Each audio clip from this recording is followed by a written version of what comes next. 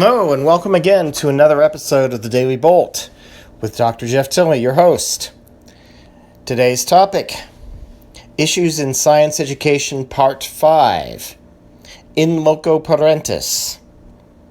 So, basically, this particular podcast and the issue kind of follows along from the previous two podcasts about parents who don't care enough and parents who care too much. And the phrase in the Loco Parentis basically has been used oftentimes in education to suggest that as teachers, you basically function as parents during the school day. And there's a certain amount of truth to that. And there's not necessarily even a whole lot wrong with that in terms of an overall basic concept. Where it becomes an issue in education is when, during the school day, teachers spend all their time parenting and no time teaching. And that's more common than you think. There are many kids with behavior issues in schools, often because of one or the other of the two parental problems that we've talked about in the two previous podcasts. There are parents who effectively expect the schools to raise their kids. They'll come and they'll say, well, I'm busy working all the time to support the family, and that's often true. But that also is an excuse on their part to refrain from having any responsibility for their kids or their behavior. And so they expect the schools to do everything to change the kids, their behavior, and it's not possible to do a good job of that with many kids and still teach them something. And so we may be able to change student behavior, but by the end of the day, we haven't really taught them very much either. And so they come out, maybe because of pressure to inflate grades, like I've talked about in the last podcast. The kids will still pass the course. They may even get a half-decent grade, but they don't know anything. They don't know how to think.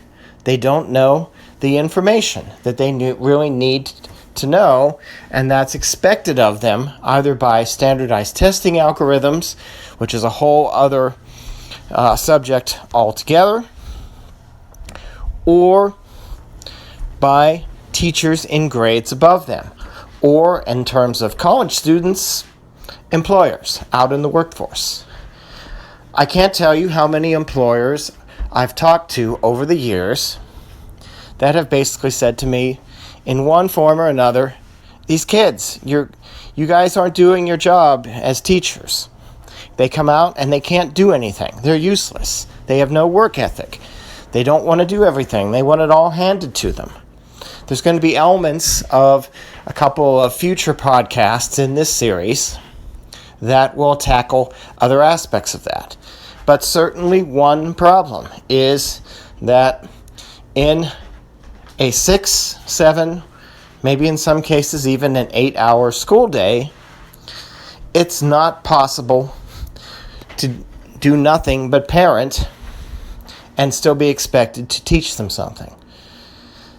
There's too many parents out there with expectations that the schools will parent their children and take all responsibility for how they turn out, so that the parents don't have to have any responsibility. And what do you think that teaches the kids?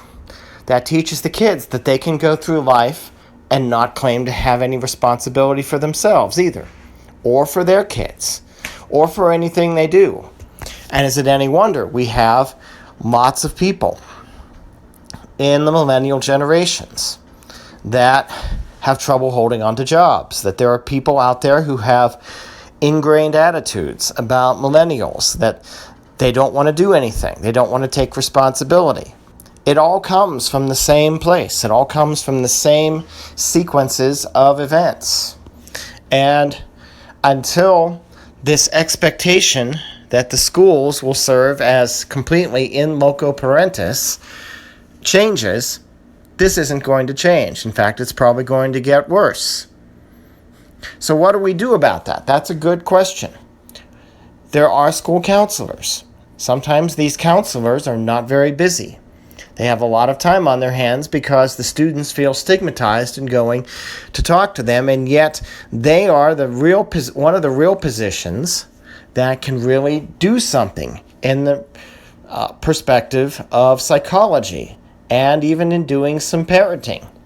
Of course, they can't do it all. Teachers do have some responsibility. I'm not trying to say teachers shouldn't have any responsibility for this. After all, if you're going to spend that much of the day with someone's child, as an adult, you will have some responsibility for how they turn out. But giving teachers all the responsibility for parenting is where the mistake is occurring. Because the parents put pressure on the school board and the superintendent and the administrators on these aspects far more than they do even the academics in some ways. And there's a lot of pressure on teachers to do more and more and more of this every passing year. And there's only so many hours in a day. You can't do everything as a teacher. I know there are teachers who think they are Superman and Superwoman, who think they can do this. And some have some good impacts, even great impacts on some students. But you can't do it with every student all of the time in every class. A teacher is a limited resource, and often one that's not paid very well to meet all the expectations that come about for them, which puts even more pressure on them, and I'll get to that in yet another podcast in this series. But if we can come to an understanding, come to an agreement that while teachers have some responsibility for helping to shape the children, they are not the children's parents. The parents are not absolved of responsibility. If you are a parent and you think that the schools are responsible for parenting your children, shame on you, because they're really not. You're basically abdicating your responsibility as a parent. And as far as I'm concerned, that probably means you shouldn't even be a parent at all. So think about that. And besides, another way to look at it is like this. If you abdicate your responsibility as a parent, you abdicate any hope of that child reflecting whatever values you want them to reflect. You've basically decided you're not even going to try to phone it in. And if you take no responsibility, then don't be upset by what turns out.